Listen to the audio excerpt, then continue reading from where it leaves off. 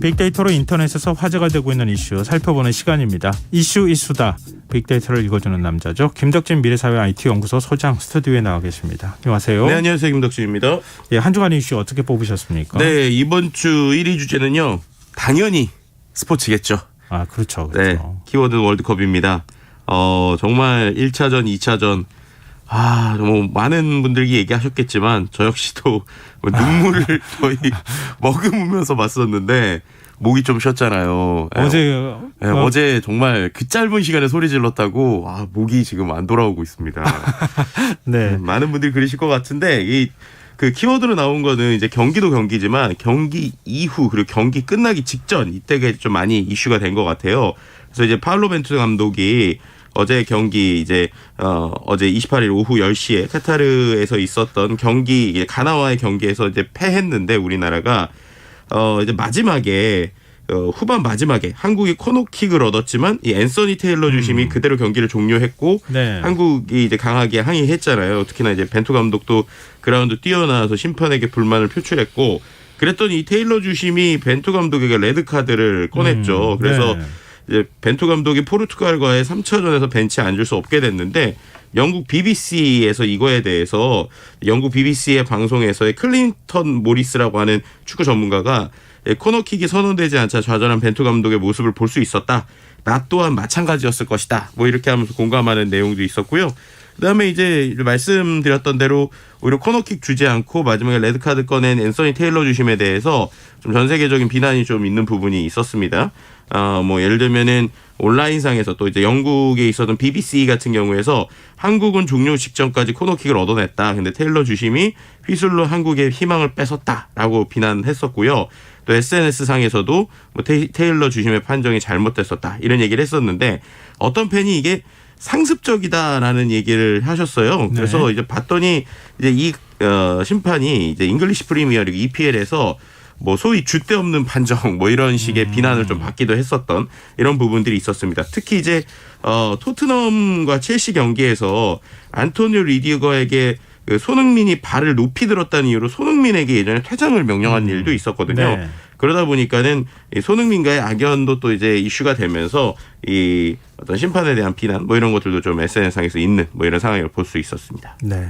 그리고 경기 이후에도 여러 가지 장면들이 화제가 되고 있네요. 네, 맞습니다. 이제 어떻게 보면은 좀 안타까워하는 이 선수들의 모습들이 좀 있었는데 그 중에서도 그런 상황에서도 우리가 가나 감독이 있으시잖아요. 오토 아도 감독이라고 하는 가나의 감독이 있는데 그 감독이 손흥민을 위로하는 장면이 있었습니다. 근데 네. 알고 봤더니 이 아도 감독이 그 손흥민의 그 독일 함부르크 시절에 네. 이제 감독이었다고 그래요. 사제지간이었다고 해요. 네. 그러다 보니까는 손흥민도 이제 아도 감독과 좀 포옹을 나눴고 아도 감독이 손흥민을 따뜻하게 위로하기도 했고요. 또 이제 한국이 굉장히 잘했다라고 하면서 한국을 존중하는 모습을 보여줬습니다.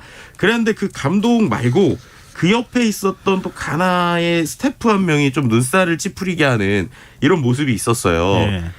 아까 말씀드린 것처럼 손흥민 선수가 상당히 경기 끝나고 안타까워하고 좀 슬픔을 감추지 못하고 있는데 갑자기 이제 가나 코칭 스태프 선수들이 위로하는 것처럼 이제 모입니다.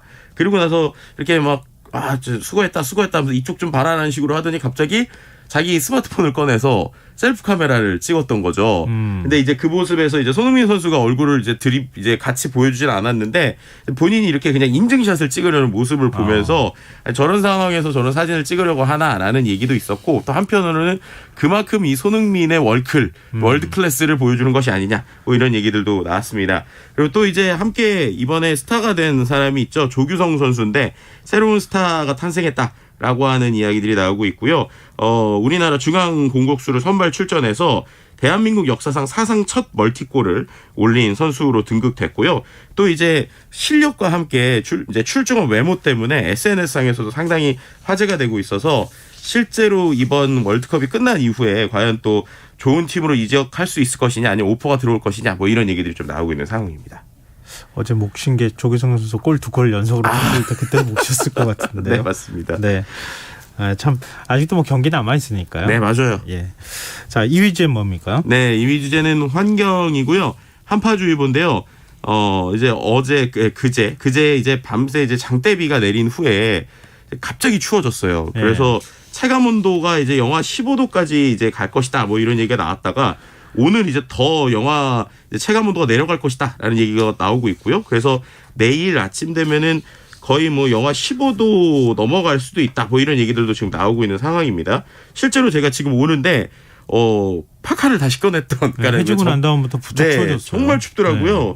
그래서 어떻게 보면 따뜻했던 약간 이상 기온에 가까웠었던 온도가 다시 이렇게 추워지는 모습이고요. 하루 만에 이렇게 기온이 급락한 게 한반도에 유입된 바람의 방향이 바뀌었기 때문이라고 하는데요. 29일 오전까지는 따뜻한 남풍류의 바람이 불어오면서 전국이 영상권에 머물렀는데 따뜻한 공기를 몰고 왔었던 기압골이 동쪽으로 물러나고 또 북서쪽에서 차가운 성질의 고기압이 한반도 쪽으로 점점 세력을 넓히면서 이렇게 급작스럽게 추워졌기 때문에요. 꼭 내일 아침에 따뜻하게 패션도 조심하고 꼭 따뜻하게 입으셔야 될 것 같다는 말씀 드리고 싶습니다.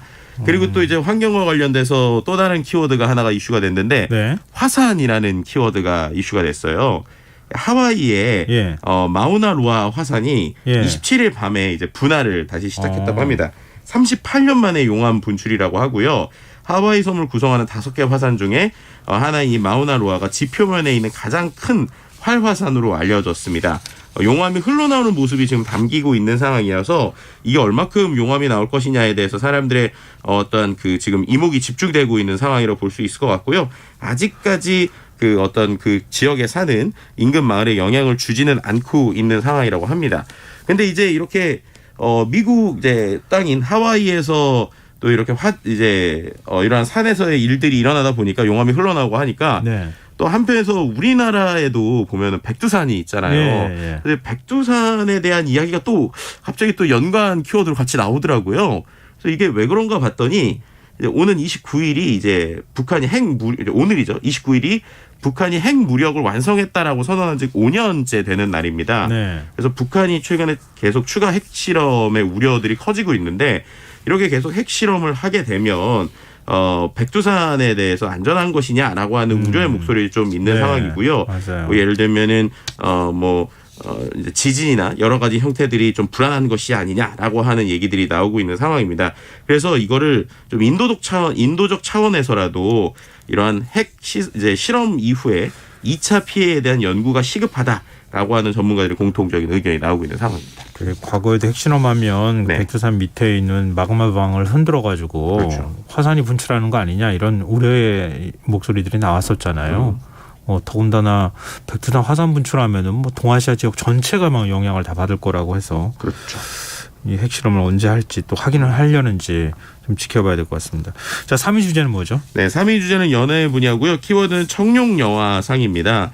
지난 25일에 서울 여의도 KBS홀에서 열린 제43회 청룡영화상 시상식이 있었는데 탕웨이 이제 그 배우가 헤어질 결심의 여주인공으로 나왔는데 여우주연상을 받았어요. 근데 예. 이 청룡영화상에서 외국 여배우로서는 최초의 여우주연상 수상이라고 합니다. 네. 이제 그만큼 좀 의미가 있는 상이라고 볼 수 있을 것 같고요.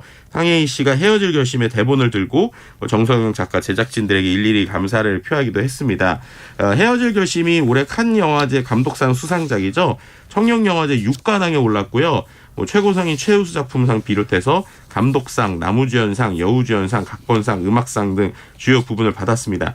근데 이 헤어질 결심의 상을 받았던 여우주연상을 받았던 탕웨이가 수상도 안 했는데 예. 폭풍 눈물을 흘려서 그게 또 화제가 되기도 했어요. 왜요? 실제 아시겠지만 청룡영화상에 대해서는 어떠한 배우들도 그 정보들을 제대로 알지 못하는데 실제 공연이 하나 있었다고 해요. 근데 그 공연이 어떤 공연이었냐면 헤어질 결심의 OST로 수록됐던 안개라고 하는 노래. 네네. 정훈이 씨와 라포엠의 무대가 실제로 있었다고 해요.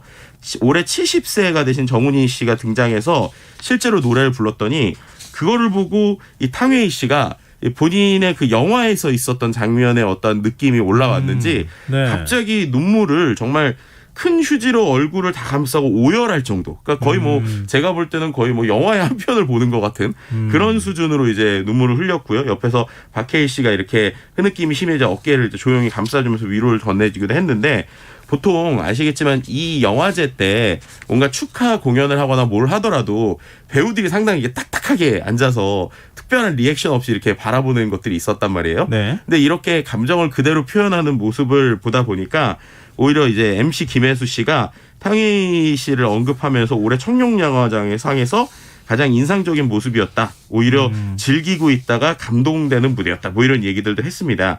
근데 이러한 것들이 나온 것들이 어떻게 보면 청룡영화상이 그만큼 이 뭐 시나리오나 아니면 것들이 제대로 안 알려진 상태에서 깜짝 수상 또 깜짝 내용을 보다 보니까 더 감격한 것이 아니냐. 뭐 이런 내용들도 나오고 있습니다. 해외 결심에 국내 관객이 많이 들지 않아가지고 좀 아쉬워하시는 분들이 꽤 있었어요. 자, 4위 주제는 어떤 겁니까? 4위 주제는 생활 분야고요. 키워드는 치캐팅입니다. 뭘 것 같으세요?